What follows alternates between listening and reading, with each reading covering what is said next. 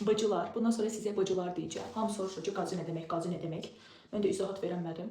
Günlük baxımı sizinlə bölüşəcəm. Saat gecə 12-dir. Bu saatda normalda mən artist deyiləm, bu saatda yatıram. Ama yani genel olarak dincəlməm lazım. Ama ben video çekiyorum. Neden? Çünkü böyle dinceliyorum. Ben ha deyirəm ki, bu hamamdan çıxım qardaş. Hamı deyir ki, hamamdan video at. Ay canım benim, ben neden diğer blogerler gibi böyle estetik şekiller, estetik mekanlar. Bundan sonra ağır kız olacağım. Olamıyorum çünkü benim, olamıyorum. Ağırlık ne de?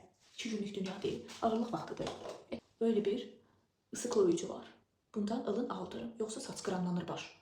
Sonra niye daranmır, niye daranmır? Niye daranmayacaq? Al da bundan. Bugün burada estetik hissini görməyəsən. Bilirəm, fikrin hələ də buradadır, olmasın. Bunu bugün öyle bir mahvedeceğiz ki, sen bile şaşıracaksın. Bunu Trendyol'dan almışam. Linkini paylaşaram, bilmirəm. Sen mənim üçün vəhşi eləmə, ama bir masaj yaparsın işte. Spreyə. Aldakı paltaroyan səsinə bax. Mamamın palisosu qutardım da paltaroyan başladı. Görürsünüz, hiç daraq belə götürməmişəm də. Bu ucunla dırıldık. İşte böyle pratik olacaksın canım benim.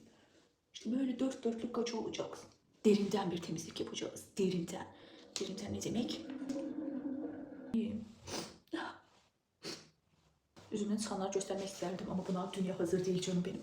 Bu çok iyi bir şey. Normalde daraldır, bu daraldamamağı tutup. Neyse işte bununla yürüyeceğiz.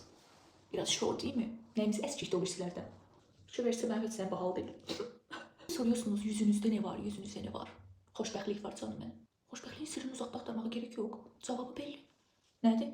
Biraz düşün, biraz vaxt verirəm, biraz fikirləş. Vaxtın doldu. Para. Düşünmene bile gerek yok. Scrap. Ben aparatla titredi. Ay canım benim ya.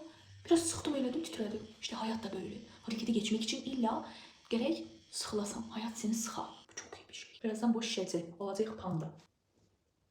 Mühteşem bir şeydi. Mühteşem bir ürün. Bu görüntüyü çok seviyorum. Büyük dindiririk, azaldırıq, üstümüze de tökürük, dincəlirik. Quruladığımız üst salfetkası ilə harada gözümüzə nəticəli görmüşsə təmizləyirik. Buraları da not et və tullayırıq. Devir ekonomi devri canım benim. Kalmış artık bizim gibi gıcılar. Temizlik denince de ben canım benim. Videoya göre çok tökürük. Markanı çok seviyorum. Kaş mən göndərsələr nəsə reklam eləsin. Bu deyirlər ucu dəyməsin üzüzə falan. Boş söhbətdir də yəni. Ala.